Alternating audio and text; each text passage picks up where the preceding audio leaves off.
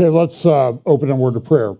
Lord, thank you so much for this day. We pray that you'll bless our time together as we discuss some pretty heavy topics. And we just pray that you always keep us in mind that you are in control and that you've not given us a spirit of fear.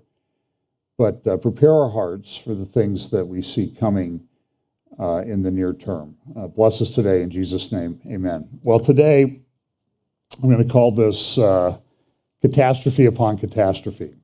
And there's a lot of different things going on. And so I don't want to be particularly dark, but there are a lot of things that are happening. Some of which I have slides for, and honestly, some of which I didn't have time to make slides for, because there was just so many different things that were happening.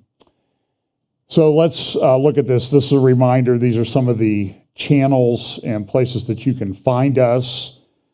And again, we're still working towards getting a podcast, but we are all volunteers here, so that makes there's only so many hours in the day.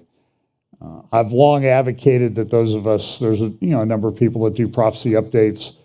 I watch some of them, and it would be nice if we all had a clearinghouse where we could go and get things, because the ones that I talk to, everybody sort of does it on their own, or maybe they have a couple people on their staff helping them. But the volume of information and reports and intelligence reports and briefings and analyses and things are just absolutely overwhelming. So maybe that'll happen someday, but it'll probably be about 20 or 30 years into the millennium, I think, at the rate things are going. So we do talk about the convergence of events and the acceleration of things that are happening, that, and this is similar to the way Jewish prophecy operates. Jewish prophecy, the way Jewish prophecy operates in the Bible is very often it will set up a pattern. And so one of the patterns that we have is that that what happened at the time of the first coming of Christ will be what's happening at the time of the second coming of Christ. And at the first coming of Christ, in a very short period of time, during his coming, there were a bunch of prophecies, and these prophecies were fulfilled. About 60% were fulfilled in the last week. And we've been talking about that in first hour. We're in that time in the life of Messiah, that last week. And so everything was kind of compressed and happening very quickly then. And it'll be similar to the second coming of Christ. There's a lot of prophecies that are out there, and we're just going to see them starting to be put in motion and that sort of thing as we get closer. And again, this is sort of what I have come up with, this prophecy ACLU, I call it. By the way, the regular ACLU is just, I get their emails, and it doesn't stand for anything that it used to stand for. So so we have these things that are, excuse me a second. So we have these acceleration, convergence. Things will be happening like all at the same time. And so we could say, I could have said convergence of catastrophe upon catastrophe, or convergence of catastrophes. I could have titled that this week. There's also a logistics thing. We'll talk a little bit about that. That before certain prophecies are fulfilled, there has to be a buildup. So if there's a big army that's talked about, there has to be a big army buildup. It just doesn't materialize overnight. And we can base some of these things on our experience in this world, and then understanding as we get closer, we will have understanding, as it says in Daniel chapter 12. And I'll allude to some passages today that might bring to mind some of the four horsemen of the apocalypse, particularly the third and fourth horsemen. In fact, let me just read this passage from Revelation chapter 6 about the first four seals. So it'll just be Revelation chapter 6, verses 1 through 8. Now I saw when the Lamb opened one of the seals, and I heard one of the four living creatures saying with a voice like thunder, "Come and see." And I looked, and behold, a white horse. He who sat on it had a bow, and a crown was given to him. He went out conquering and to conquer. And this is why one of the things that I say is that these seals, you don't open the seal and then boom, immediately everything regarding that seal is fulfilled. Because it says here that the rider on the white horse goes out conquering and to conquer. So it's a process that's there. And then the second seal, verse 3, when he opened the second seal, I heard the second living creature say, "Come and see." Another horse, fiery red, went out, and it was granted to the one who sat on it to take peace from the earth, and that people should kill one another, and there was given to him a great sword. Then the third seal, when he opened the third seal, I heard the third living creature say, "Come and see." So I looked, and behold, a black horse, and he who sat on it had a pair of scales in his hand. And I heard a voice in the midst of the four living creatures saying, "A quart of wheat for a denarius, a day's wage, and 3 quarts of barley for a denarius, and do not harm the oil and the wine." And then the fourth seal, which is widespread death on the earth. And I'm not sure I agree exactly with that characterization that's in the headers here in the translation that I'm reading from. When he opened the fourth seal, I heard the voice of the fourth living creature saying, "Come and see." So I looked, and behold, a pale horse, and the name of him who sat on it was Death, and Hades followed with him, and power was given to them over a fourth of the earth to kill with sword, with hunger, with death, and by the beasts of the earth. Now, my view on that, some people will say that means a fourth of the earth's population will die. So if we live in a world of 8 billion people, that would mean during the fourth seal, 2 billion people would die. Now, I'm not saying there will be a lot of death that will come as a result of that, but I don't agree with the conclusion that the fourth of the earth is reference to the numbers of the percentage of the population that's going to die. It's talking about the scope of the authority that's given to this rider on this horse, and it's over a fourth of the earth. Now, there's a couple ways to do that. You might say it's a fourth of humanity, which raises some interesting conclusions. Islam has about a fourth of humanity. Does that mean that this rider has authority over the Islamic world? Another way of looking at it, my friend Doug Hamp holds to this position, is that a fourth of the earth means a fourth of the earth's surface. And a fourth of the earth's surface, actually about 24.7% of the earth's surface, is land, which means that this ruler will have control over all of the land on the earth. There'll be a world leader. And I think that view has some validity. But it's the scope of his authority over the fourth of the earth, not necessarily that he kills a fourth of the earth. He has the power to do that. And there'll be a number of ways that will happen. It talks just, to kill with sword, with hunger, with death, and by the beasts of the earth. And that's an interesting talk there, too, about the beasts of the earth, but I won't go into that now. So let's just look at some of the things that are going on. Now, we've had this very divisive non-decision of the Supreme Court so far. It appears that the Supreme Court has issued, or is going to rule that at least the Mississippi law that's before them should be upheld. And the question is, how far is the Supreme Court going to go? Are they going to overrule the two main abortion cases that kind of control everything, Roe versus Wade and Casey versus Planned Parenthood, a case out of Pennsylvania? When it initially came out, the majority opinion would not be assigned to someone to write unless that majority had made a decision. So we don't know how far that case decision will go. Will it go all the way to overturning Roe versus Wade? It will not. You've been told a big fat lie by a bunch of people that it will ban abortion all over the country. That's not what will happen. Now, I think a lot of us would love to see that. And there might be a constitutional basis for making that argument.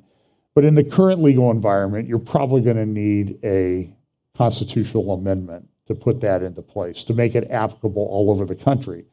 Otherwise, you're going to have a hodgepodge, piecemeal of some places that will allow abortion and some that won't. And everybody's weighing in. And here is this lady, Jen Hatmaker. I've referred to her in the past. She had a popular, I think, HGTV show or some home remodeling show. And then I guess she thought that that gave her authority to conduct Bible studies and teach and preach and that type of thing. And she was preaching at her church that she had with her husband before they got divorced. And she came out last year with, within the last couple of years, her daughter came out as homosexual. So she came out in support of homosexual rights and gay marriage and that type of thing.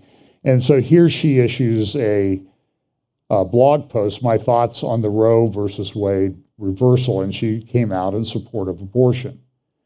So at some point, you know, we have to demand that people like this stop using the term evangelical when they describe themselves. And she's talking about how this will affect women, and I'm all for women, and this will, and she sounded like Janet Yellen. You remember the video clip I played of Janet Yellen, who goes to Congress and she's talking about the economic aspect. It'll be so hard on women and they'll be affected economically. But nobody ever considers the fact that since abortion was allowed in the United States, across the country by Roe versus Wade, we've had 65, 75 million babies killed. And they're babies. They're babies with separate DNA that will live outside the womb. And that would have make a big difference in our economy if we had that many people that were around working. So I don't want to hear these ridiculous arguments. Now, this is an interesting article from the Times of London, and it talks about extremism pushes the US towards dystopia. And what this is based on, and here's a sort of related article, racist replacement theory has to be quashed.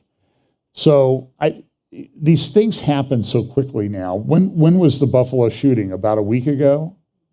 Okay, so about a week ago, a crazy, deranged, psychotic, sociopathic individual goes into a Buffalo supermarket in a black neighborhood, and he starts shooting people. And he was clearly a racist and that type of thing. And he had a 180-page manifesto. And of course, you can't get the manifesto and read it. Just like, remember the guy who went in and shot up, I think it was a mosque in New Zealand. He had a manifesto. Now, I was able to grab that. I think I might still have a copy somewhere. But immediately, the government didn't want you to read that. And so this one, I've not been able to find a copy of it.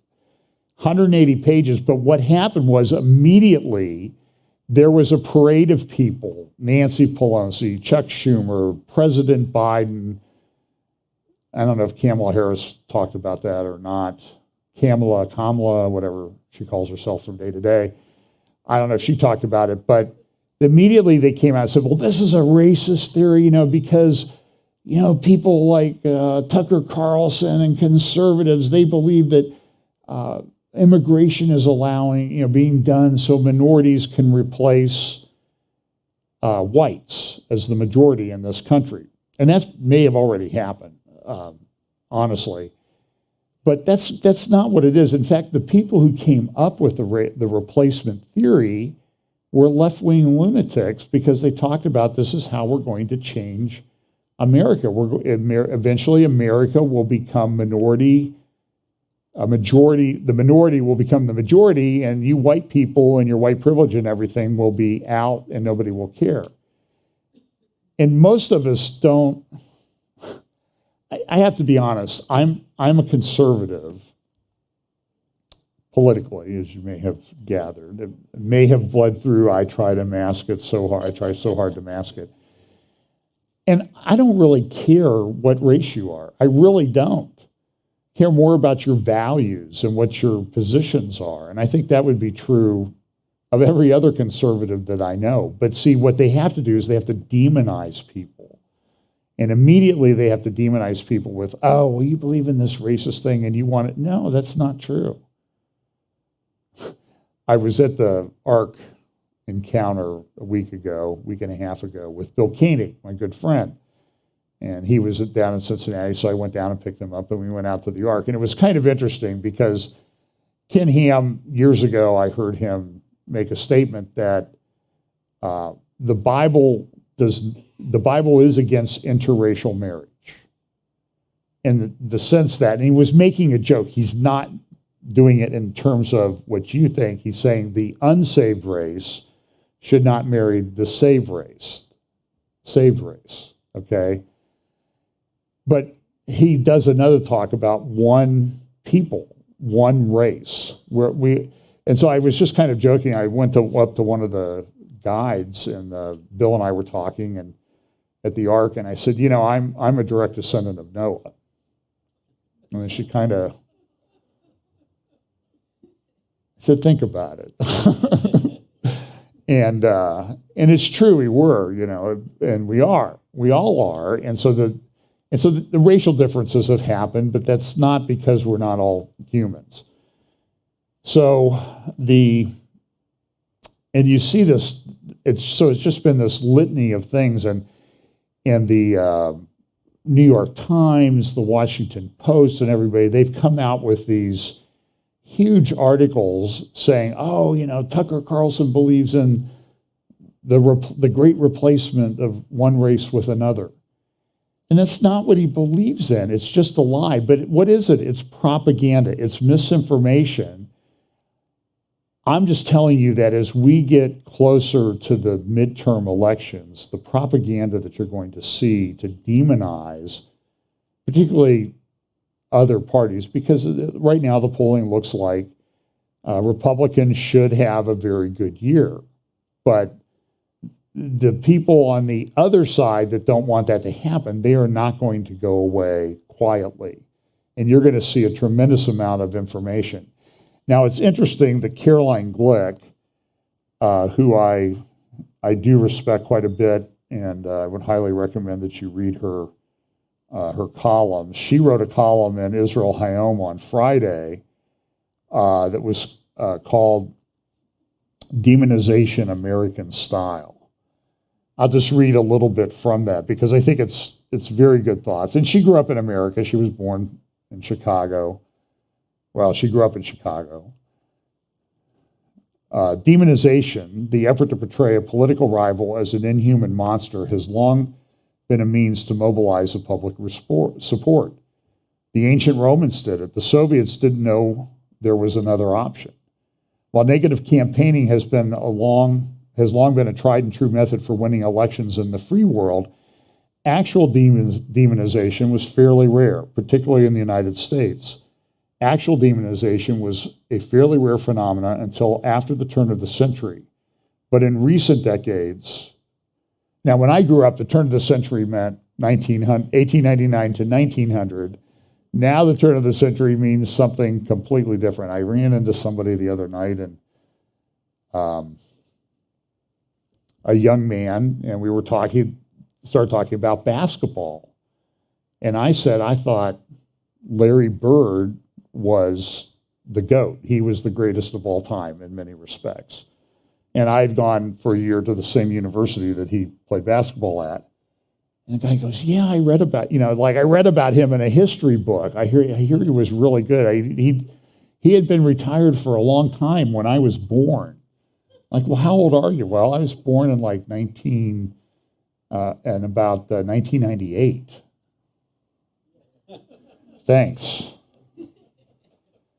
So when he thinks turn of the century, young whippersnapper, says, I hate it when people say things like I used to do when I was that age, but things have changed.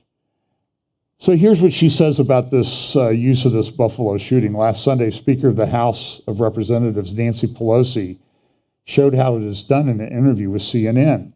The interview focused on the Democrat Party's concern that the conservative majority in the Supreme Court will overturn Roe versus Wade, ending the federal mandate for abortions and letting the separate states decide for themselves whether to place limitations on the procedure. Concerns among Democrats and the party's progressive base rose exponentially earlier this month when, in a shocking break with the past, a source at the Supreme Court leaked a draft. Sunday, CNN's Dana Bash asked Pelosi if the fact that conservatives are now the majority on the Supreme Court means that the Democrats dropped the ball on abortion rights. Pelosi rejected that assertion and instead blamed Trump. Brimming with rage, Pelosi seethed, "Who would have ever suspected that a creature like Donald Trump would become president of the United States, waiving a list of judges that he would appoint, therefore getting the support of the far right and appointing those anti-just freedom justices to the Supreme Court?" In one sentence, Pelosi managed to demonize Trump voters, and delegitimize 3 sitting justices of the Supreme Court. It bears noting that Pelosi made these remarks. As she made these remarks, Democrat activists were staging threatening demonstrations outside the homes of conservative justices. And this is the way that it's going. She concludes with this: "It's hard to know what these former Republican conservatives tell themselves when they see empty shelves in supermarkets, $4 a gallon gas." But that's old news. She wrote this on Friday. That's almost gone away. Cratering stock markets and boys being persecuted for being boys in schools across America. It's hard to know what they tell themselves when they see children indoctrinated to reject their biological sex and hate their parents and their country. But what is clear enough is that through their efforts to demonize their fellow conservatives, former party and former president, these Trump-hating former Republicans, and she's talking about people like David French, or some of the people at National Review, or Bill Kristol. You put up this facade that they were conservatives. Liz Cheney, that would be another one. That these Trump-hating former Republicans enabled the progressive revolution. And she is right, it is a revolution. Under the mask of anti-Trump paranoia, this revolution rejects the foundations of the United States and seeks to transform the country from the land of the free and home of the brave into the land of the unfree and home of the bullied, cowed, and socially engineered. Great article. And so what you saw President Biden go to Buffalo this week and speak, it was the most atrocious, hateful presidential speech I've ever seen. And I watched most of Obama's speeches, so that's saying a lot. And we have a problem. We have a lot of other problems. So this is just some of the. This is from a week ago, and my screenshot is from a week ago. Near about 2 miles from my house, there's an interstate interchange, and diesel was $5.61. Now, diesel supplies, the United States has long operated on a sort of a just-in-time, light inventory type of model. And it's worked. I mean, it's efficient, it's economically, it increases profits and that type of thing. You don't have to store everything. And that's good when everything is flowing the right way. But when things start to break down and not flow the right way, now you have a huge problem. So I don't know the exact statistic, but I've heard that grocery stores have like 3 to 7 days of supplies on their shelves so that they will turn over. Now, you can always tell, because sometimes you pick up something at the grocery store and it's got dust on it because it's been there for a while. But as a general rule, in a week to 14 days, probably, the inventory should turn over in a grocery store, which means they will replace it with the stuff that's being shipped in. And we have a big Kroger warehouse near us, and trucks are going in and out of there all the time. I mean, just a line of trucks. But what happens when they can't get the goods, then everything starts to break down and it starts to cascade through the system. And one commentator I heard the other day say, we're seeing the beginning of the breakdown of a complex system. And it's not going to be pretty. And I don't know the change. And I don't know if it's going to change in the near future. One of the issues is diesel fuel. So diesel fuel usually has about a 20-day supply at refineries and that sort of thing. The United States has lost about half of its refineries over the past 20 years. Now, they've increased capacity at some of the other refineries, but there was a major refinery on the East Coast in Philadelphia, and I heard somebody talking about the other day, said they went by where this refinery was, there was an explosion, and they're tearing it apart. But there's no plans to build another one. And so they try to manage the inventory. So, okay, we're going to refine oil to make diesel, and then we're going to do this here. Well, now diesel is down from what used to be a 19 or 20-day supply, and particularly in the Northeast, it's down to about a 3-day supply. That's troubling because everything in terms of getting goods to market and food and goods shipped around pretty much relies on diesel. Trucks run on diesel, railroad cars run on diesel, big container ships on the ocean run on diesel. They're not sailboats out there, they're diesel-run ships. And when this starts to break down, it's going to be a problem. Prices have gone up. Some places they're $7 a gallon or more. Truckers, some truckers they've stopped driving because they can't get the contracts that will pay them enough money on a per mile basis to make any money. They lose money by driving, so why bother? A lot of them are selling their rigs. So it just leads to this cascade of things that are happening. It also has a big impact on farming because tractors run on diesel.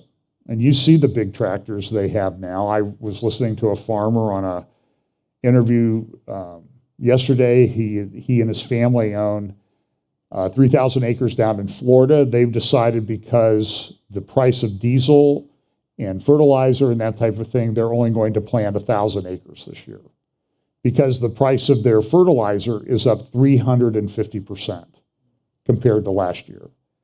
So they either plant without fertilizer, but a lot of the seeds are really tied to being fertilized to unlock their potential. I heard another interview with a guy who had met with Ohio farmers who said they're going to plant without fertilizer this year, or they're not going to plant. The farmer in Florida said it, or I guess it was an Ohio farmer, said he went down to fill up his tractor with diesel and it stopped filling at $850 because it hit his credit card limit for that transaction. So he had to get another credit card to finish out the transaction. And I'm watching people in big SUVs that, when I fill up for gas and they're, I'm seeing $125, $150 gasoline charges. I've never seen that before in my life. So you have this, everything is just breaking down in the system. It's also causing, this is another thing that's happening. Well, we've heard about formula shortages. And I was asking questions last night about, did we have formula when I was a kid? I guess we did. I don't know. I don't remember how I got fed the first few years. Obviously, I did. You can look at me and see that. But so there was a problem at a Abbott plant up in Michigan that makes about 40% of, depending on how you categorize the formula. They had a problem. They thought it was a bacteria issue. They shut the plant down. They did a bunch of testing and analysis, and they found that it really wasn't the plant, but before the plant can come back on, it has to be inspected by the Food and Drug Administration, which only has like 8 or 9 inspectors of that type. And so they've been sitting there since at least February or late January trying to get the plant back online. And they say when we get the plant back up and running, in a few months we can get everything caught up. That's because there's just not a bunch of formula stored someplace. And so everything is breaking down. There's power problems. There are power grid warnings being issued by utilities all over the country because there's not capacity in the system for a bad heat wave. Now that's coupled with some other problems. For example, here's a historic drought. This is a picture of Lake Mead in near Las Vegas.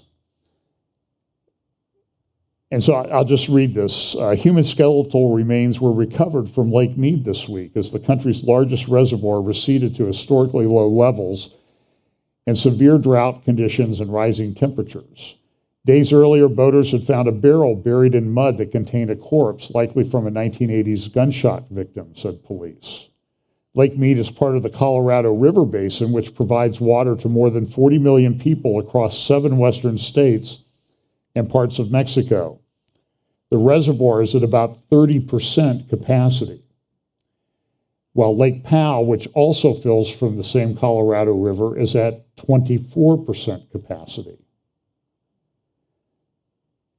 California's 2 largest reservoirs, Shasta Lake and Lake Oroville, are at critically low levels just as the state enters its dry season. California depends on heavy rainfall in March, but the state got just 1 inch of precipitation that month, as temperatures were 3 degrees warmer than usual. Water use, meanwhile, jumped dramatically in March as homeowners responded to the drought by watering their lawns earlier than usual, using the most water for the month since 2015. Los Angeles Mayor Eric Garcetti asked residents and businesses to cut landscape watering from 3 days per week to 2. The state relies on melted snow from the Sierra Nevada mountains, but snowpack this year was at just 27% of the historic average.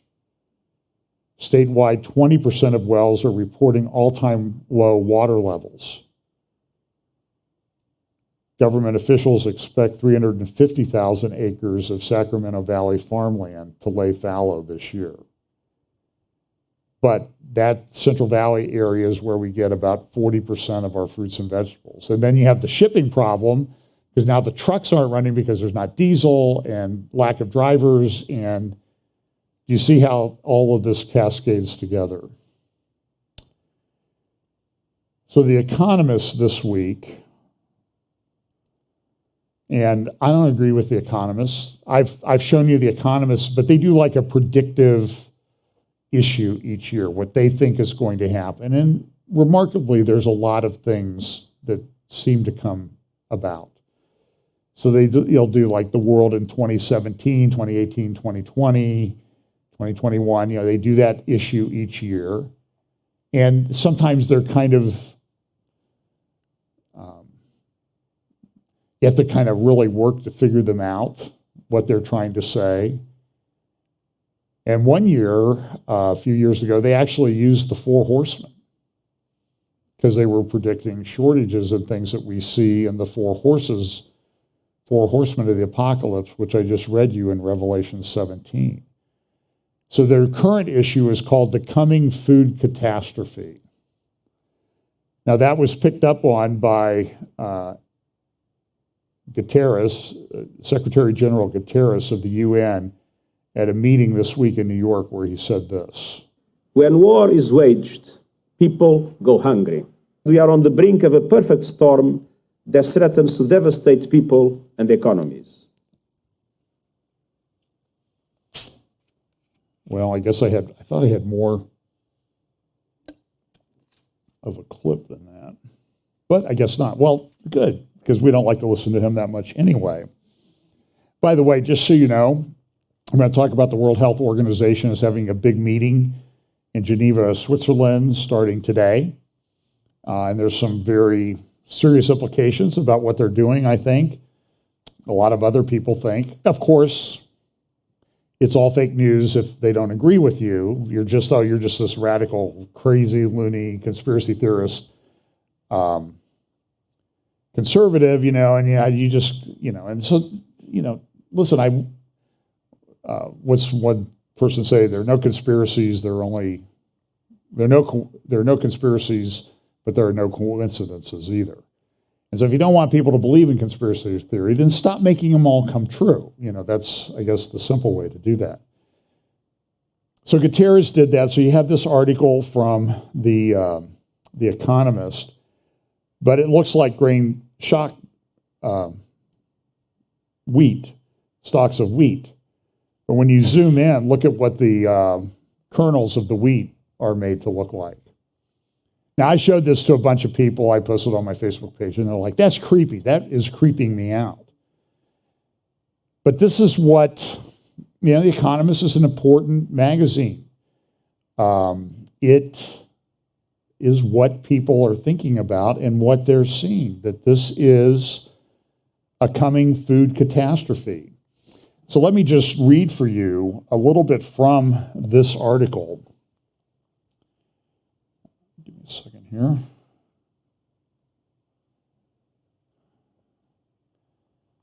So, war, extreme weather, and export controls are all contributing to a world grain shortage. That's one article. It just says that it talks about all these people, and it's like, the war in Ukraine, those are Russia and Ukraine are two of the most important wheat-growing regions in the world.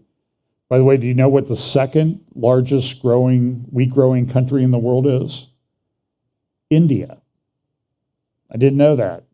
India this week stopped exporting wheat because they were afraid that they're going to have shortages because they've had extremely hot weather, which is affecting the wheat. Here in our winter wheat, the miracle that it grows in the winter, but down in Texas, they had a crop that was like the worst they ever had, and it's one of the most important of the components of the wheat crop. And what happens too, if you're not fertilizing wheat, you get a less quality of wheat, which means they can use it for less things. If you want the definition of a vicious cycle is look at the world today, because we are in a number of these vicious cycles. By invading Ukraine, Vladimir Putin will destroy the lives of people far from the battlefield. And on a scale even he may soon regret. The war is battering a global food system weakened by COVID-19, climate change, and energy shock. Ukraine's exports of grain and oilseeds have mostly stopped, and Russia's are threatened. Together, the two countries supply 12% of the traded calories of the world.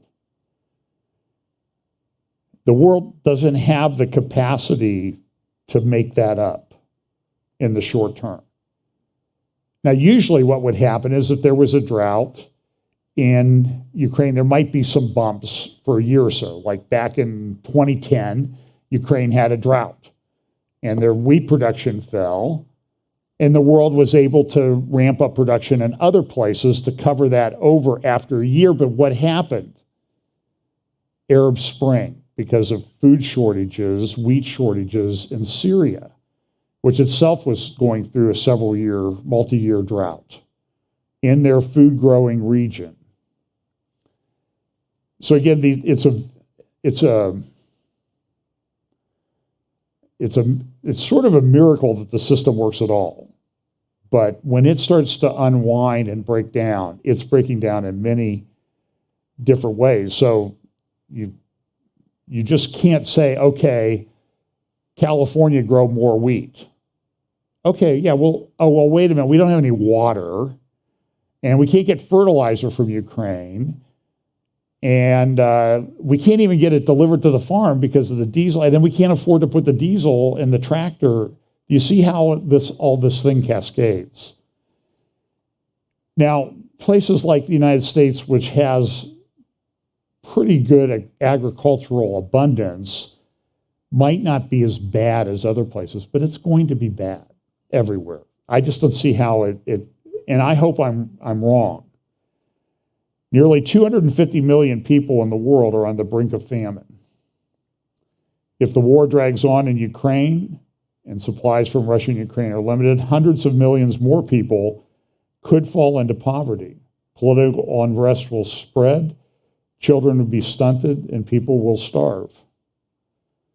And so now what we have is a big problem. Russia and Ukraine supply 28% of the globally traded wheat, 29% of the barley, 15% of the maize, and 75% of the sunflower oil.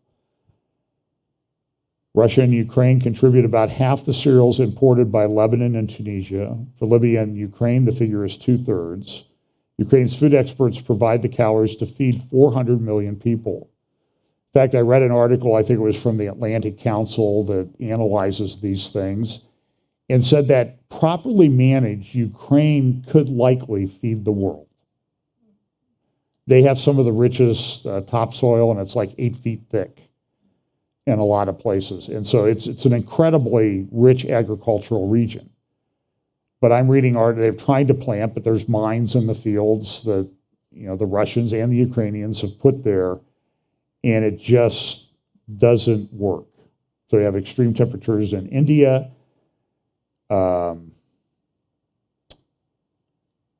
And what happens too when food prices go up, people can't afford it because in a lot of places they already spend 25% of their family's budget on food. So this is just a problem. So here's India. They're saying they're banning wheat exports. Sri Lanka is in the middle of a meltdown. It's leading to kind of some strange bedfellows. Well, they're kind of ideologically the same, but Iran and Cuba now are doing a bartering trade for wheat because Cuba can grow wheat, but they need oil. So Iran's going to send oil there in exchange for wheat. And I think I have a slide later. There are food riots going on right now in Iran because what they did last week was they cut the food subsidies that they used to subsidize the cost of food, and they just stopped them. And so what happened was cooking oil, wheat, flour, bread went up, in some cases, 400% in a week. And people get a little bit kind of gnarly and angry when they're hungry. It's bad. This is Financial Times. Wall Street went into a bear market. Global economy, today's Washington Post, on an edge of a knife. Here's an article from Bloomberg. Age of scarcity begins with a $1.6 trillion hit to the world economy. The ties that bind the global economy together and deliver goods in abundance across the world are unraveling at a frightening pace. Russia's invasion of Ukraine, China's COVID-0 lockdowns are disrupting supply chains, hammering growth, and pushing inflation to 40-year highs. They're the chief reason why Bloomberg Economics has lopped $1.6 trillion off its forecast for global GDP in 2022. The United States GDP is about 22 trillion. But what if that's just the initial hit? War and plague don't last forever, but the underlying problem, a world increasingly divided upon geopolitical fault lines, only looks set to get worse. And it's going to stay. You saw cases this week where Target, their stock dropped 25% in an hour. Walmart dropped 15% over 2 days. Walmart executives are saying, hey, we got a problem. We're not selling gallons of milk anymore. People are buying half gallons. Why? Well, because they can afford a certain amount and the price has gone up, they'll buy a half gallon. But then that leads to nutrition issues. So you see, it's just it is a vicious cycle. For the decades, a defining feature of the world economy is its been ability to churn out ever more goods at ever lower prices. The entry of more than 1 billion workers from China and the former Soviet bloc into the global labor market, coupled with falling trade barriers and hyper-efficient logistics, produced an age of abundance, but that is over. And so what Bloomberg article is saying is this is now the new age of scarcity. All of this risks leaving advanced economies facing a problem they thought they'd vanished long ago, that of scarcity. Emerging nations could see more acute threats to energy and food security like the ones already causing turmoil in countries from Sri Lanka to Peru and now Iran. And everyone will have to grapple with higher prices. Here's an interview on Pandemic War Room with Ed Dowd, who is a former BlackRock financial analyst. And I think you need to listen to it. I mean, I want to give you good news. But, you know, we see all these things happening. And I don't want to be the guy to stand up here and say, well, it's not really happening. Okay, it really is happening. And it sounds a lot like Revelation. Now, are we there yet or not? That's up for argument. But when do you distinguish this? How do you distinguish it now from what it talks about in Revelation? And you can say, well, the Antichrist isn't here yet, or I'm still here. Okay, well, we'll see. So here's Steve Bannon and Ed Dowd on Pandemic War Room, I think on Friday. Let's go to Ed Dowd. I want to thank Ed for getting up so early. Ed's formerly with BlackRock, a portfolio manager, absolutely brilliant guy. He's been on talking about the death rates and everything. But I wanted to get him on. Give me your sense of the overall economy, because I'm making the theory of my case is you're seeing the beginning of a complex system collapse. Ed Dowd, what are your macro thoughts about where we stand in the United States economy and the global economy? Yeah, thanks for having me on, Steve. If you remember, I came on in February and talked about the global economy and the end of the monetary system as we know it. Global debt is starting to collapse. And I said credit markets and equity markets would be unhinged, and that's what we've seen. More importantly, it's going to continue, and it's going to start to accelerate. Bottom line is the Fed is trapped.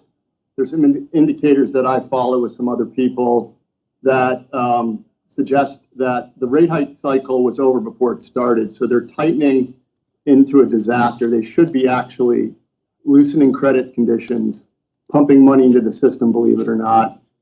So they're no. Whoa. Isn't that just going to prolong? I mean, that's just, I got it. So, but isn't that's just giving you more heroin? That's because the junkie's starting to sweat. You're going to hit him up with more heroin? Is Ed Dowd? You're so weak. This is a flag. No, tell me why. Tell me why. So, it's a solution. Dad, tell me why.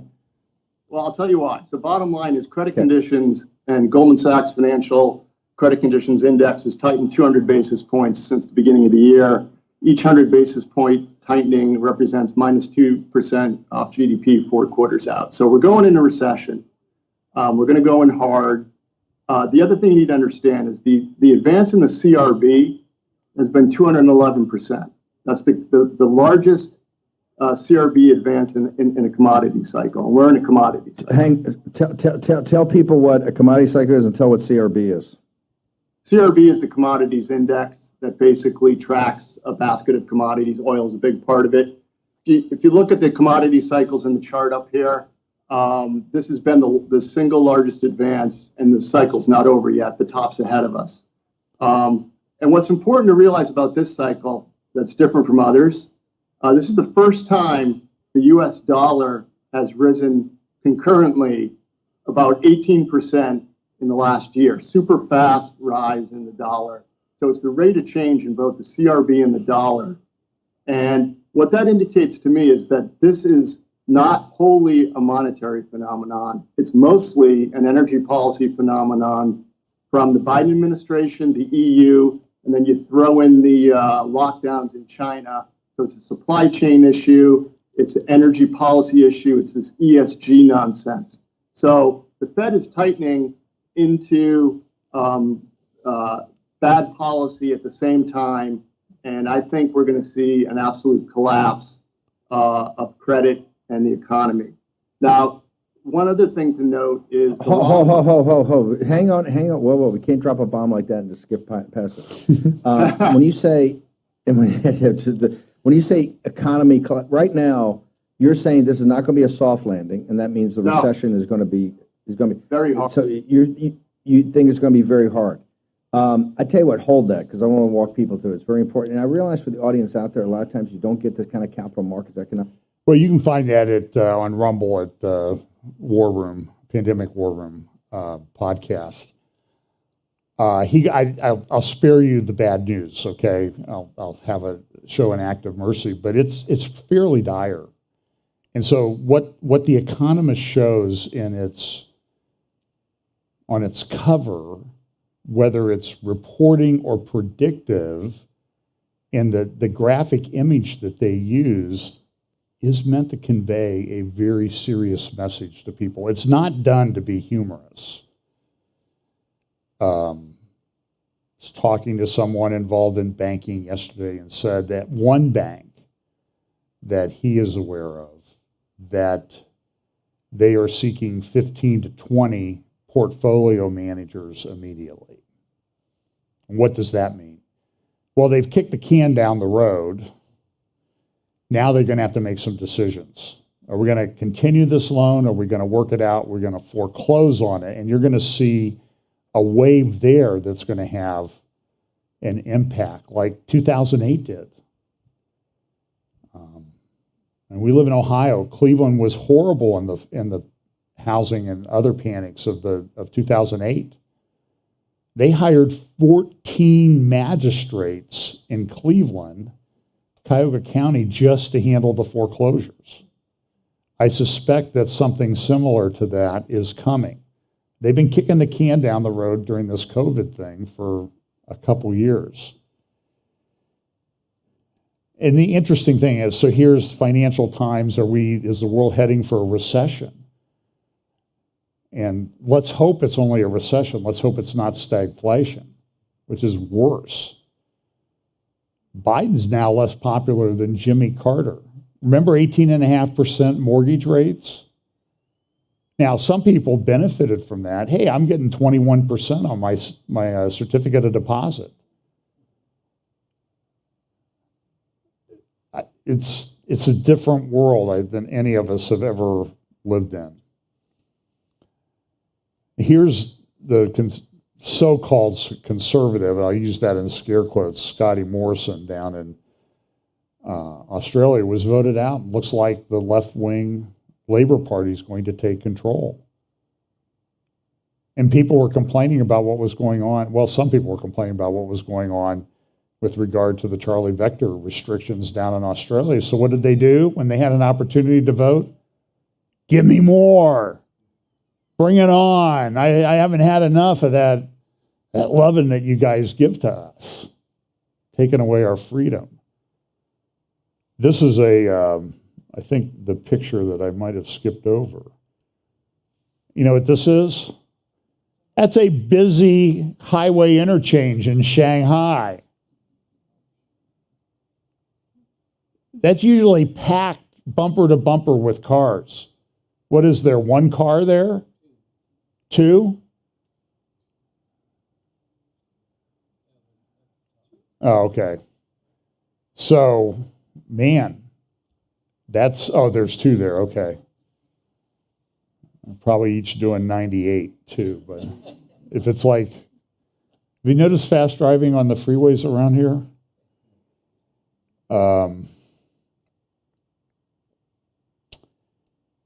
So that's the recession.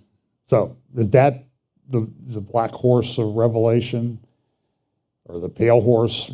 I don't know. I don't think so, but it's certainly a big, heavy preview of it. So I'm going to spend a little time with this. I'm going to try to do a little bit on the Middle East. I can see that I'm way behind in the time that I wanted to spend, but it is what it is. So the World Health Organization, I love this graphic that I saw. I forget where I saw that. So what they're doing is they've proposed an international treaty on pandemics because the last one went And I don't know that they need the treaty. They certainly did a lot of the things. You know, they adopted the China model of lockdowns and that sort of thing.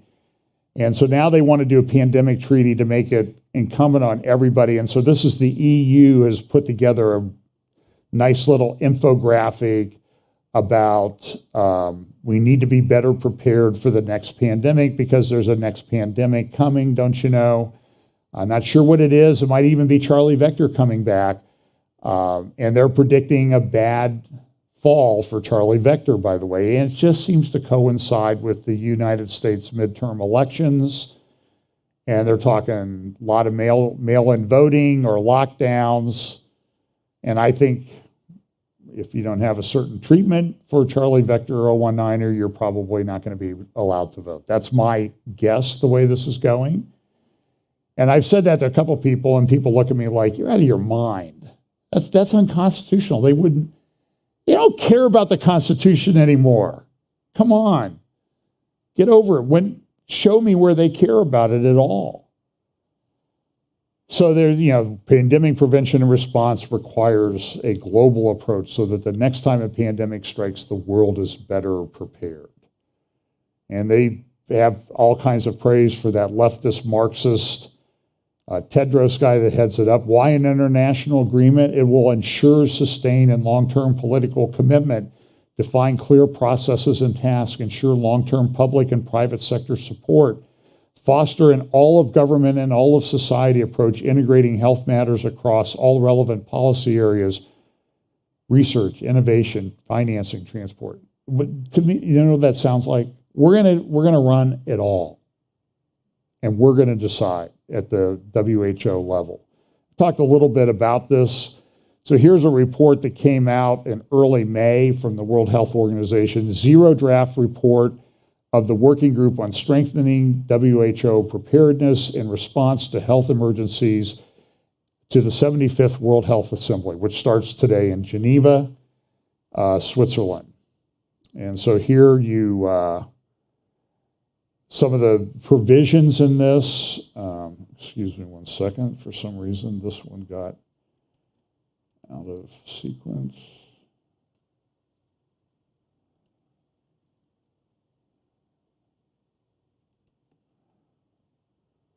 So the zero draft, it's called Working Group Preparedness and Response. So up in the right-hand corner, you see A/WGPR, that's Working Group Preparedness Response. And so this is their official document. And so they have different things that they break it down. So one of the things they talk about there is global surveillance. The working group expressed strong interest in the application of a One Health approach. Sounds kind of like a One World approach, doesn't it? That would yield significant benefits for the international community to reduce the risk posed by emerging diseases. The One Health concept. This could provide new and or strengthening of existing platform surveillance, further multi-sectorial partnerships. This sounds like the China model. And then they go on, there's a section where they talk about strengthening the international health regulations. They refer to those as IHR. Recognizing the need for national and global coordinated actions to address the misinformation, disinformation, stigmatization that undermine public health. That sounds like right out of the Department of Homeland Security's misinformation playbook that we've been dealing with. You see how all this seems to be coordinated. So here, WHO's Secretariat, World Health Organization Secretariat, to build capacity to deploy proactive countermeasures against misinformation and social media attacks. That sounds like they're interested in having a discussion on the topic, right? Maybe not. Proactive countermeasures. And then here's another one, the Secretary to discuss on the use of alternative acronym for public health emergency of international concern. So now, right now, they want to call it PHEMIC. You see how detailed they are in this? So they call it a public health emergency of international concern, PHEMIC. Beforehand, they were just calling a public health emergency of international concern, and the problem was people were pronouncing that fake. So they don't like that, so they're going to redo the acronym. So, you know, we don't have to deal with misinformation, disinformation. Here's another sector, travel measures. They want to have additional health measures that restrict international travel. A digital version of the international certificate of vaccination and prophylaxis. So this is where they're going. Development of digital technologies for contact tracing in the international context, as well as options for the digitalization of all health forms. This is out of sequence.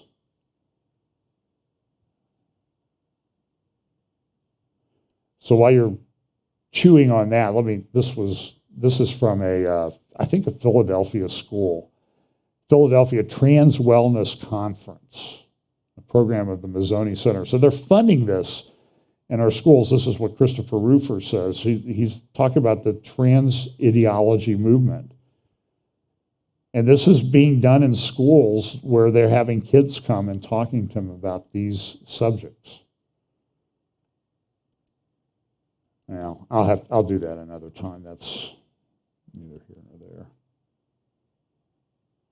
Now, this was breaking news. Somebody texted this to me just as I was walking up here. Breaking news. Belgium becomes the first country to introduce mandatory 21 days quarantine for the people who test positive for the monkeypox. Have you heard about the monkeypox? It's the latest pandemic. Now, we know that with regard to this particular pandemic, there wasn't a thing, and this is another conspiracy theory charge. There was a thing that happened a couple months just before they did it. It was Johns Hopkins, the Bill and Melinda Gates Foundations, Department of Homeland Security, did a big conference called Event 201. And they talked about, okay, if there is a coronavirus, a Charlie vector pandemic, how are we going to respond to it? And if you go through and you watch those sessions, they're still available online, Event 201, and go to session 4, and it will show you a lot of what we've seen about how they want to control and get rid of disinformation, misinformation, and shut people down. And boy, have they ever. What's interesting, though, if you dig into their website, you'll see there was a thing called the Atlantic Storm, which was like a series of terror attacks. And this was all done through the Johns Hopkins Center for Health Policy or Center for Security that they have there. And they have these, they call them desktop exercises. They get a group of people together and they talk through how they're going to handle these crisis situations. So one of them related to an expected, what would happen if we had a Charlie vector outbreak. Back in 2004, they did, it was a series of terrorist attacks involving pathogens and toxic materials. In 2018, they had one. The year before, Event 201, they had one called Clade 18, which related to another medical emergency. And so they've done a series of these. And you can find the videos and everything. Go to the Johns Hopkins website. Well, if you dig around there, you'll find that they did one in November or last year. And it was called Strengthening Global Systems to Prevent and Respond to High Consequence Biological Threats. The 2021 tabletop exercise conducted in partnership with the Munich Security Conference. And this is a picture of the PDF there, that the publication. And look at some of these things that they have here. So they did a scenario where this outbreak of this pathogen resulted in 3 billion cases worldwide and 270 million deaths. So this is just a few months ago, 6 months ago, they had this exercise. And again, done by all the same people that did the ones before. So you can read through the executive summary if you want. This exercise portrayed a deadly global pandemic involving an unusual strain of monkeypox virus. Boy, they're good. that emerged in the fictional nation of Britannia and spread globally over 18 months. Ultimately, the exercise scenario revealed that the initial outbreak was caused by a terrorist attack using a pathogen engineered in a laboratory. I didn't think we were allowed to talk about that. With the inadequate biosafety and biosecurity provisions and weak oversight. I didn't think we were allowed to talk about that either. But it's okay when Johns Hopkins do it. So let's support the work of Johns Hopkins, and then we can talk about it too, right? Maybe. By the end of the exercise, the fictional pandemic resulted in more than 3 billion cases and 270 million fatalities globally, worldwide. And so they came up with a series of things. What do we have to do? Well, interesting that this comes out, and then right after it comes out, the World Health Organization wants to redo their global treaty. And so here's one of the recommendations: bolster international systems for pandemic risk assessment, warning and investigating outbreak origins. Bullet point number 1, the WHO should develop a graded, transparent international public health alert system. And when you read through what they're trying to do and the amendments that the United States has proposed, that's what they're trying to do. They're trying to amend a treaty, and a treaty is supreme law of the land as the Constitution, under our Constitution. The UN should establish a new mechanism for investigating high-consequence biological events of unknown origin, which we refer to as a joint assessment mechanism. You can find more of that on page 22. But here's the interesting thing. So when they were doing their fictional scenario about the outbreak of the monkey thing, they said, well, in our scenario, it starts, and here's a picture of the graphic, and it says here, the attack happens on May 15th, 2022. So that was last Sunday. So what happened this week? Well, we have all this stuff in the press, and now Belgium has put in place 21-day quarantine for people who come down with monkeypox. That's just kind of there are no conspiracies, but there are no coincidences. Here it is. Attack May 15th, 2022. 1,400 cases, 4 deaths. Go look at the news reports about it and see how many cases there are and how many deaths there have been. And it's in the United States now. Now, I don't think it's as serious as anybody that they're making it out to be, but understand that this is it's here, and so the question is: are they going to use this? How are they going to use this? And in Geneva today, do you think that this subject has come up and said, "Hey, maybe we can use this current outbreak to ramp up the powers that we have as the World Health Organization"? It just seems to be kind of interesting timing on all of this. And I don't know where this thing came from, but there are people that are sick. I think there are even some people that have died, but it does require pretty close contact. And the United States has ordered 19 million vaccine doses to help take care of it. That'll be delivered over the next 18 months or so. So I don't know if they're expecting a huge outbreak, but the question is, what do they do with it in terms of what they take away from us in the midst of all this other stuff that I've just spent an hour telling you about? And so we talked about this last week, the Digital Service Act in the EU, and they're putting together how they're going to protect people. And some of the things they want to do is they want to protect people against that are online, and they want to protect them against what? Illegal products, hate speech, and what? Disinformation. You'll see that all over the place. So they have the international health regulations, and this is from this is by their own. This is from our CDC talking about the World Health Organization. It says it's a legally binding agreement, and they want to amend it.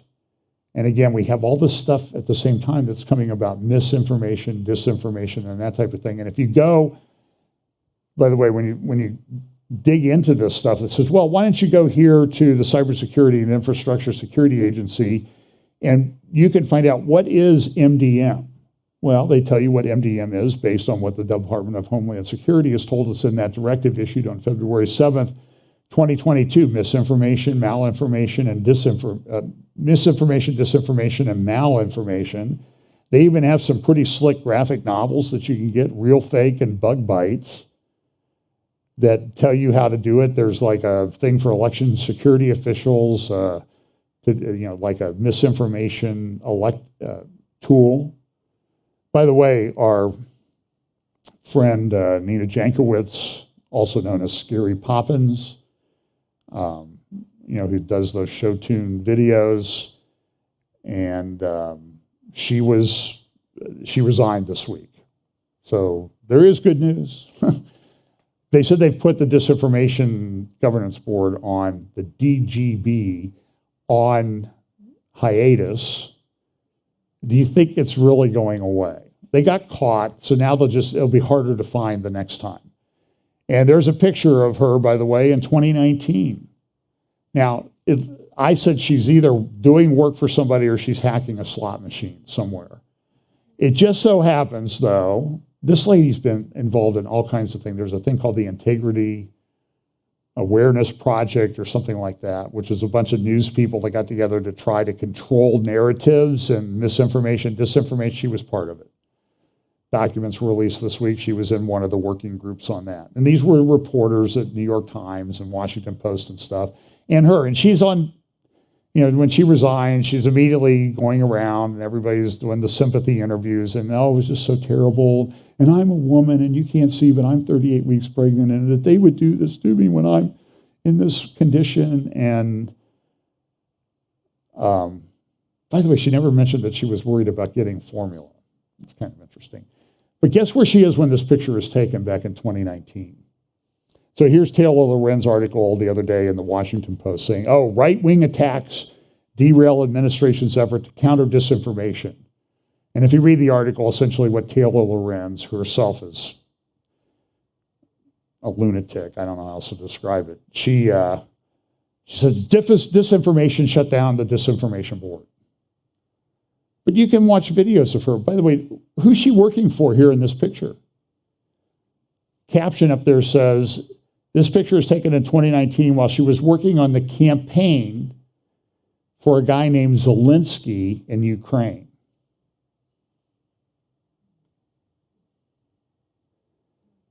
No conspiracies, but no coincidences. So she's all over now, oh, how terrible this was. And I just want to stand for the truth. She's a propagandist. So I'm not going to do too much. The war in Ukraine is dragging on, and it's probably going to drag on for a while. Russia's rolled out this thing with its, this is related to S-300s, and I'll talk about that in Syria. I will get that covered before we get out of here today. Here's another, this is from the Times of London, which I think they do a couple two-page spreads every day in the paper about the Ukrainian war. Russian blockade of grain exports fuels famine fears. And that's true. And Russia's there, things aren't going as well for Russia, I think, as they planned. Finland and Sweden have applied for entry into NATO.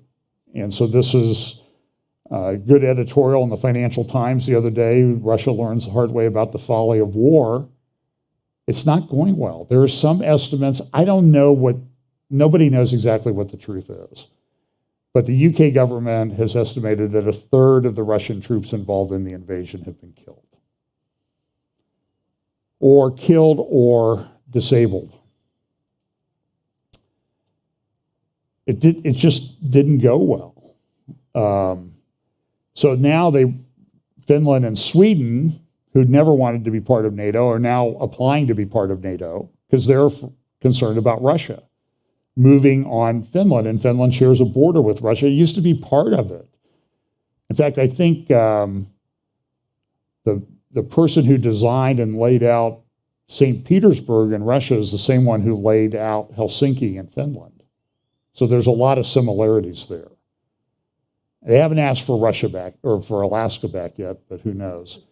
But now Turkey's come out. Turkey has veto power. All the NATO members have to agree if a new person's going to join NATO. And Turkey says, I don't want Sweden and Finland in here. And it's kind of an interesting thing, but Sweden and Finland fund opposition groups in the Kurdish regions of Turkey that Erdogan considers to be terrorist groups. So he's saying, not going to do it, not going to do it. Russia's cut off gas to some places, Finland, Netherlands. I mean, it's just, everything is, someday somebody will write let's assume all this goes away and we're around here for a long time. Somebody will write a novel about all the stuff that's going on right now. And, the Orwellian stuff that's going on at the government level, and they won't be able to get it published because everybody would say, that's not, your novel, even though it's fiction, has to be somewhat plausible. Let alone, we haven't even talked about, and I'm not going to talk about the UF disclosure meetings that they're having at the US Congress this week for the first time in decades. And you sit there some days and you say, I believe all this stuff in the Bible, but what's going on? So what's happened is Russia used to have, the NATO borders used to be pretty far away from Russia. And then, they've changed over time. And now they're going to move closer. And if Ukraine, Belarus is really Russian. So what you're going to have is you're going to have the borders of NATO right on Russia's borders, as opposed to a little bit away, maybe a couple hundred miles of the Finland border and everything. So now, remember when we showed this map originally of what's going on in Ukraine, that there was a lot of red all around Ukraine. Now they've pulled back to certain areas. Now they've shut off, they've got a blockade of the Black Sea, and that's not good. So let me,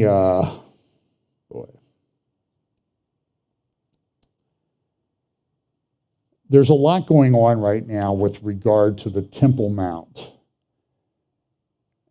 And there's a Rom party, it's an Arab party, it's a Muslim Brotherhood affiliated party that's now part of the ruling coalition in Israel. And Abbas, the head of that party, not Mahmoud, not this guy, Abu Mazen, but another Abbas. And Ram has made some demands on the Temple Mount. And essentially they say, let Jordan run everything. Well, they say that that's the status quo, but that's not the status quo because Jordan doesn't really run everything. But they want to shut down non-Muslims of all stripes from going up on the Temple Mount. Particularly Jews, though. So there's this push going on, and it's interesting. This site is where God chose to have his house built. This is a holy place to God. It's not so much the temple, it's the place where this happened. And we know that with regard to this place, there will be sacrifices started again and that type of thing. Now, there's a lot of things going on. Is the temple being built? There was some reports this week that they're actually hewing the stones that they're going to use to build the third temple. And there's a lot of talk about the third temple in the press. In fact, there's a website, I'd never seen it before. It's called thirdtemple.org. And here's what it says. Let's build the third temple together. Now, I don't know how long this has been around. I showed you that guy who envisioned sort of a house of all faiths up there. And somebody said, well, what would they do about the sacrifices? Well, the sacrifices were not, other than the Day of Atonement, the altar was outside of the temple in the holy place. So that could be reinstated without the temple or with a ecumenical temple on the back side. And this is their purpose, to peacefully build the third temple of Jerusalem on the Temple Mount. This temple will be a building to God, that God would want to disclose his presence before everyone on earth. So you can kind of see even here in the thirdtemple.org is this ecumenical language that's being used. The addition of these elements will result in a solution to all conflicts and subsequently bring about world peace. Without this divine presence, unfortunately, we cannot achieve this. And they have schematics and drawings there and a pretty good graphic of the Temple Mount. So this is all ramping up. You know, you had this convergence of Ramadan, resurrection, and Passover all converging at the same time this year. And you've had a lot of disputes about the Temple Mount. And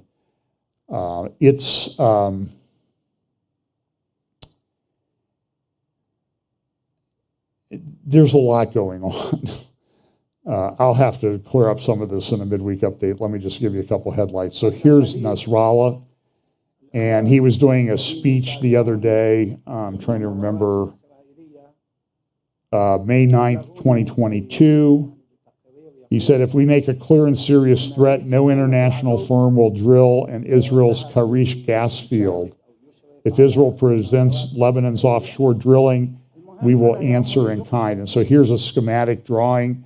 There's these oil fields in the Levant Basin, and there's a dispute as to those dark areas there off the coast of Israel and Lebanon. Who does it belong to? And so Israel and the Lebanese government have been going back and forth. By the way, that process has been mediated by a guy named Amos Hochstein from the U.S. State Department, who was involved in amazingly, you might be surprised, he was involved in the Obama State Department. Isn't that interesting? They just don't seem to ever go away, and they're recycled. So those black areas are gas and oil deposits. So there's talk about this. And Lebanon had elections this week. Hezbollah, which has essentially ruled Lebanon for a while, lost a number of people out of their ruling coalition. And so there's been some cutback in Hezbollah's influence in Lebanon. But what does that mean? I mean, does that mean they're not out? They're still there. But does that mean that Lebanon might be in a position in the future they'll reduce Hezbollah's influence a little bit more, and they might be able to become part of the Abraham Accords, which I think would be incredibly significant prophetically.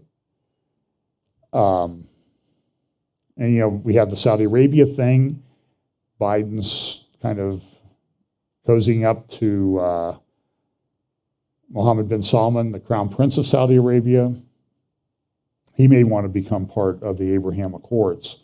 The IDF also announced this week that the son-in-law of Soleimani, Qassam Soleimani, has been smuggling arms to Hezbollah in Lebanon. So there are, you know, all these different meetings going on. Here's the president of Shiite Iran meeting with the emir, the sheikh in charge of Sunni Qatar, which is a big funder of the Muslim Brotherhood. And they had a meeting in Tehran this week. I showed you pictures, I think, of Assad meeting in Tehran for the second time in the last over decade, only the second time. Assad was there to meet with Khamenei and Raisi and the foreign minister and everybody, because those are Assad's buddies from Syria. There was one incident, kind of significant. Now, Turkey steps in, they always step in. So we don't want you to build illegal settlements in the occupied West Bank. And Turkey's trying to get their own influence there and come to the fore. But the sheikh, the president of the United Arab Emirates, died a week ago, Friday or Saturday. He'd not been effectively running the country for some time. His brother, who's known as MBC, Mohammed bin Zayed, has been ruling, and he was elected the president. But then everybody and their brothers going to the United Arab Emirates, and the United Arab Emirates is behind a lot of this stuff, like on the digital passports and that type of thing, they're funding it. They've built, big buildings. Here's some video of the funeral service for the sheikh that died. This was last Sunday. His name was Khalifa, Sheikh Khalifa. By the way, they renamed the big building in Dubai. He was from Abu Dhabi. There are like 7 little sheikdoms that make up the United Arab Emirates because they're very tribal. The guy there on the right in that one picture is the new president. We'll call him MBZ. So we have MBS, MBZ. But this building in Dubai, this is the tallest building on the planet, the Burj Khalifa building. It's like it's half a mile high. It's tall. It's like 1,000 feet taller than the Sears Tower in Chicago. It used to be the tallest building in the world. And so they named it after the guy because he gave $10 billion when Dubai was having some financial problems back in the 2008 crisis. He gave $10 billion. So when they built the building, they named it after him. And he was the president of the United Arab Emirates, but he wasn't the head of Dubai, the sheikh in charge of Dubai. He was the sheikh from Abu Dhabi, but they voted him president of the whole group. Thought our politics were complicated. So here's MBZ. And on the right is the sheikh in charge of Dubai. So the guy from Abu Dhabi is now the president. The guy on the right is still the sheikh in charge of Dubai in that big, beautiful, fancy city that they built. He's had some problems over the last year. He had to pay a $500 million plus settlement to his 6th wife. And as I've said, it's the 6th wife that always gets you. You can manage 5, but that 6th one, and she happens to be the half-sister of King Abdullah II of Jordan. She's Jordanian. Yeah, royals sort of interbreed. It's everywhere. They do it in the Middle East, they do it in Europe, and they do it in DC. Quick story, I had a big case and I had an expert witness in DC, and I'm sitting there talking to the guy and he goes, oh yeah, my ex-wife is head of that agency and my current wife is a partner in this big law firm, and I'm heading up the legal department at this agency, and I'll soon go to a big law firm. And I mentioned somebody, she goes, oh yeah, she's married to my wife's sister's brother. That's like, they're inbred in DC like European royalty. Maybe why we have stupid things coming out of there. Just a suggestion. So here's the new leader of United Arab Emirates. And he was a big proponent, he's been a big proponent of the Abraham Accords. So I think those will only be strengthened. Should also note at the same time that Jared Kushner has a thing called the Abraham Accords Peace Institute. And in their governing document, they said they wanted to raise money to invest in Israel, and they've now raised $3 billion, including $2 billion from Saudi Arabia, to invest in Israeli startup companies. That's just really unheard of. So let me just cover one more thing.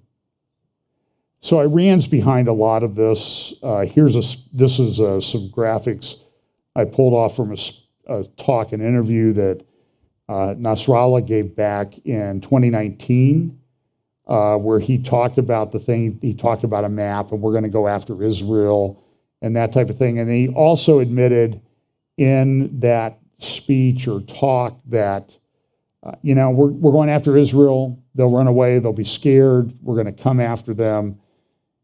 And in that speech, or a related one, he said, listen, we're funded by Iran.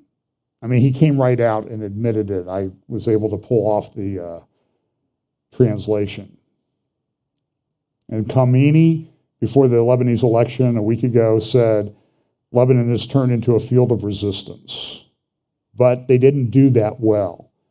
but they all celebrate Quds Day, and Hezbollah leader said recently, if Israel continues attacking Iranian targets, Tehran will not hesitate to directly attack Israel. And he should know because he's in bed with Iran. And so here's a picture of this is the Khomeini pulling oil on the fire in the Middle East while Iran is burning.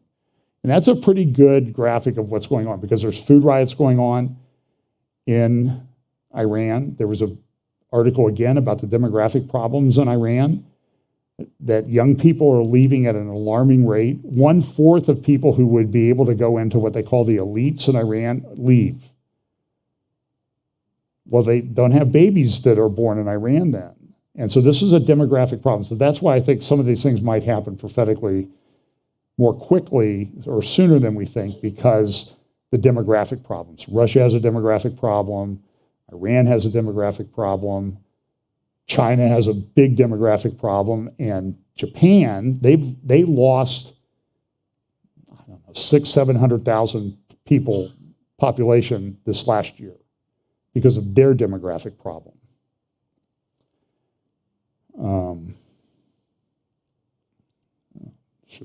And so the other thing that Hezbollah did was they tweeted out,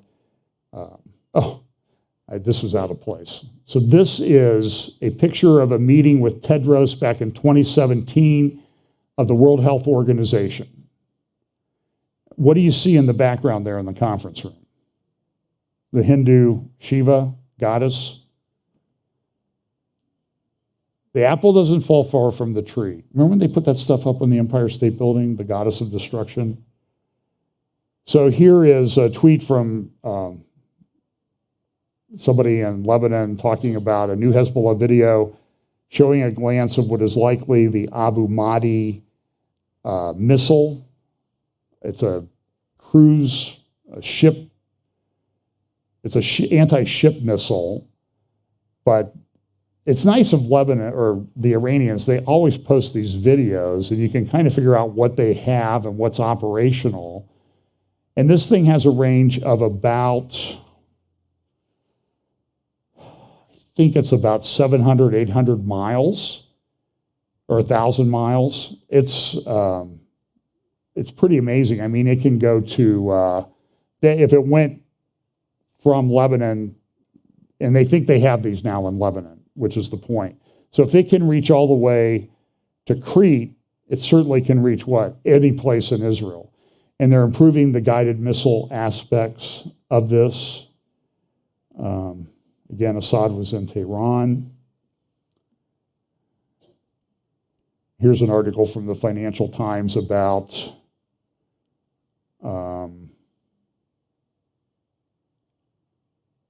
disruption in food markets. I thought this was the one about Iran, but I guess not. It's Nabka Day when they celebrate the oppression, the catastrophe. It's called the Catastrophe, Nabka, of Israel coming to be as a nation.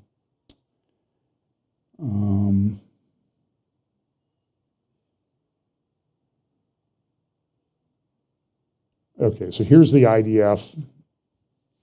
The IDF puts together a thing called Chariots of Fire, which is a month-long military exercise to simulate attacking targets in Iran. That started a week or so ago. The United States is participating in it. There's even reports that U.S. aircraft and tankers are participating in this. Here's the Israel Hayom report about Chariots of Fire. And Israel has great military and Air Force capabilities. Here's the IDF tweet back and that this was going to go on, the largest military exercise in decades that they've had. Here's a little video that they put together to kind of show some of the things they're doing. So this is a big military exercise. As I said, the United States is participating in some respects of this. And they're holding this throughout Israel in different parts of Israel. But then one problem came up because of the internal situation. I've showed you the intelligence reports and strategic assessments of Israel that says we have an internal problem in the Arab cities in Israel. And so they were supposed to do part of this up in the third largest Arab city. They were supposed to have this simulated war with Hezbollah, and they canceled it because they didn't want to offend the Arabs that are there right now. So there's a lot of internal turmoil. Now, something else happened. This happened about a week ago. There was a clash over Syria. So this was about the 13th of, I think, Friday the 13th. Israel attacked some Iranian targets in Syria with several aircraft. They shot about 24 missiles. The reports are that they shot down, anti-missile batteries shot down about 2/3 of those missiles. The rest hit their targets. There were a number of people, Iranian and Syrian, killed. But the interesting thing that happened was that, here's a graphic that shows how many of the missiles were shot down and destroyed before they could hit their target. But as the Israeli jets were exiting the Syrian area, they shot these from off the coast. But the Russians, who control their S-300 batteries in Syria, they shot at the Israeli airplanes. Now, they didn't get radar lock. Remember that from Top Gun, how they get radar lock. So these are the S-300s that they have there. They're controlled by Russia, but it's sort of a message to Israel, like, you need to support us more in Ukraine, or we're going to start coming after you when you come and attack these Iranian targets. But Russia's withdrawing. There have been many reports in the media over the last week and a half that Russia is withdrawing troops and equipment from Syria, actually even abandoning some of the many bases they have in Syria to take them to Ukraine because they need the help, the personnel in Ukraine. Well, they're turning those bases over to the Iranian Revolutionary Guard. They're not turning them over to Syria, they're turning them over to the IRGC, which is significant. So here's a map of some of the Russian, the white, blue, red circle is their military bases. This week, Danny Gantz gave a speech at the Institute for Policy and Strategy at Reichman University in Netanya. And he said, I'll just give you a quick little summary of what he said, because it was pretty significant. And now I'm not seeing. Well, I can kind of remember what he said. So here's what he said. The cost of attacking Iran now is never going to be lower than it is if we do it right now. The cost of what we ought to spend to attack Iran, and they're maybe 3 weeks away from having enough uranium to build a nuclear bomb, it's never going to be cheaper to do it than now. So the question is, are they going to do it now? Now, look, this is why I talk about logistics. There are logistical problems with that. They have these F-35s. F-35s only have a limited range. They have a battle operational range of about, like if they get in a dogfight and that type of thing, of about 800 or 900 kilometers, which is 600, 700 miles. They can operate and fight in that, and then they run out of fuel and they're no good. So for them to go all the way from Israel to Iran and do bombing, they don't have the fuel. They barely have enough fuel to get there. They don't have the external drop tanks yet because they haven't really been manufactured. And they don't have enough refueling tankers. So they've asked for tankers from the US, but they're saying they probably won't get them because of developmental problems that we're having. They won't get those till 2025. So I don't know if Israel's going to attack Tehran with a big military attack in the very near future, but they are going to continue their sabotage attacks that they've been doing for quite some time. But the F-35 is a great fighter. Israel's enhanced it way beyond, I think, the capabilities that we have in America with our own aircraft that we design. but it has a limited range. And so they don't have the refueling tankers logistically to use aircraft like this in attacks. They have some F-16s, F-15s, which have a little bit longer range. But again, they don't have, without a big refueling capacity in the air, if they have that, they can keep these things in the air for 12 hours, which is pretty significant. But without that, they can't keep them in the air that long. So I'm not sure that they're going to make a big attack, but they're certainly going to do something because Israel's getting very close, Iran's getting very close to a nuclear weapon.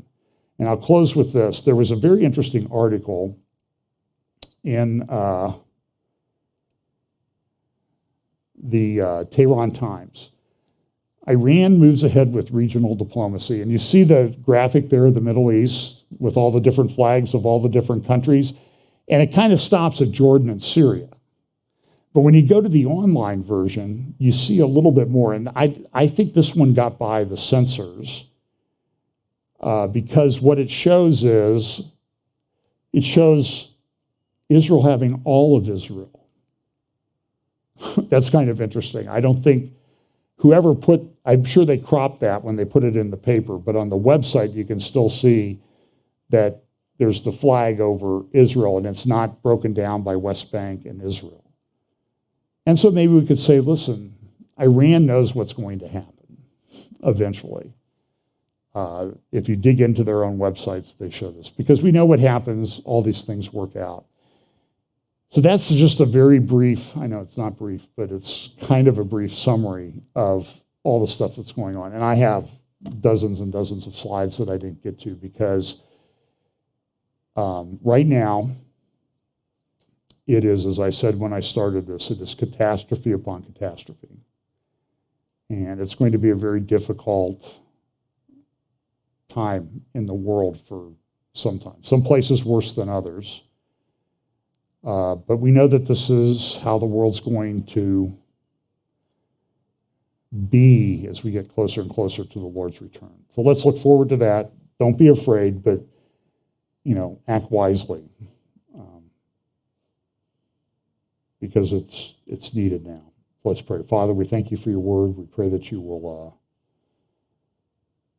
keep us mindful of the fact that you have not given us a spirit of fear, but one of power, and pray that you will give us opportunities in this time when things are really certainly appearing to spin out of control, that we can use that as an opportunity to share the glorious gospel of Jesus Christ with our friends and neighbors. Pray you'll give us those opportunities. Bless us this week. In Jesus' name, amen.